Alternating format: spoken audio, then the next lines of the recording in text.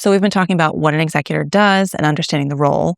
And quite frankly, in my work, if I'm making a will, I'm asking someone, who do you trust? Who do you want as backups? And I'm putting the name in the document.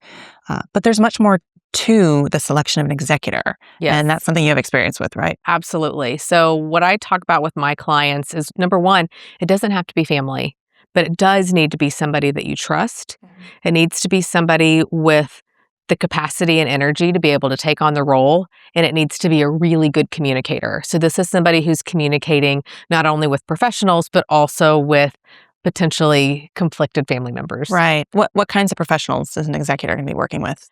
So executors are often working with CPAs, financial advisors, attorneys, or executor advisors like me. Right. Because the taxes probably need to be filed. Absolutely. The IRS doesn't really care if you passed away in October or November. You still need to file income taxes the following April. Indeed. Is it normal for an executor to feel overwhelmed with everything they have to do? Yes, absolutely. Because a lot of times, as we described the characteristics that you want of an executor, they're the go-to person for everybody. And they likely have full-time jobs and a family, and they lose a loved one, and they have this new job that they have to do, and they're grieving on top of their own life. It is very common for them to feel completely overwhelmed. That's true. I like to say it seems like in every family there's a go-to person. Yes. And that's usually who I wind up talking to and probably who you wind up working with also. Exactly. And it's not like you don't have a lot on your plate already. Yeah.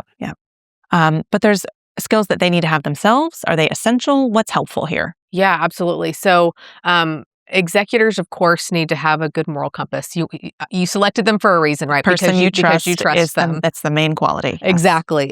And some of the other things that we covered too, right, is just making sure that that they have good communication skills and that they have the energy and capacity to take on a role like this. However, a lot of times executors think that they need to be everything, that they need to be a bookkeeper, a legal expert, a real estate expert, a tax expert, and that adds to the overwhelm. But in actuality, that's not the case.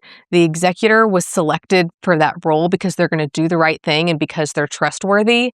And as we know, the executor's job is to do exactly what the will or the trust says. Right. It's the management position. It's the management position. So with the executor being in a management role, they can hire professionals. They're not just working with them, but they're also hiring them to help the executor do their job, right? Yes, and that's in the best interest of the estate.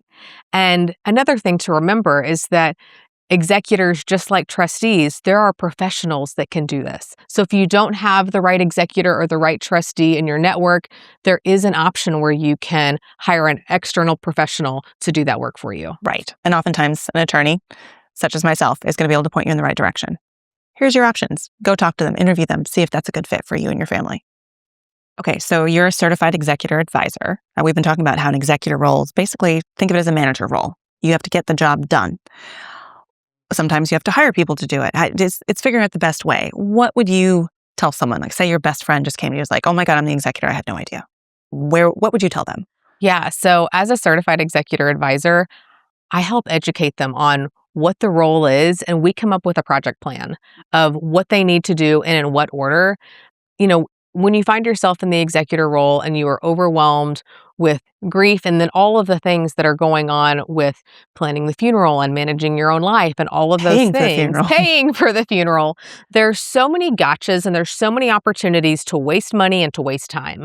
And with my experience as a certified executor advisor, I am able to help them prioritize the tasks in the right order to make sure that they don't lose time and that they have the space to grieve. And they don't miss anything crucial in the process. Yes. Yeah.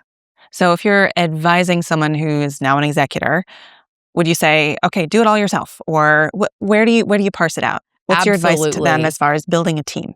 Yeah. So, if they are a real estate agent and that is their area of expertise, then please go on and be responsible for selling the home.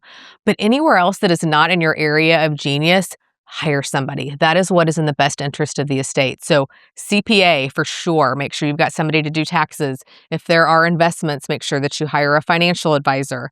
If there are assets that we think are of value, making sure that we hire an appraiser and making sure that those assets are properly insured before they're liquidated.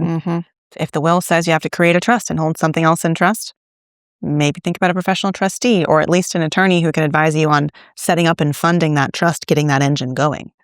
As an executor, I would tell you, you're not alone. You don't have to go through this by yourself. There are lots of professionals out there that can help you through this process.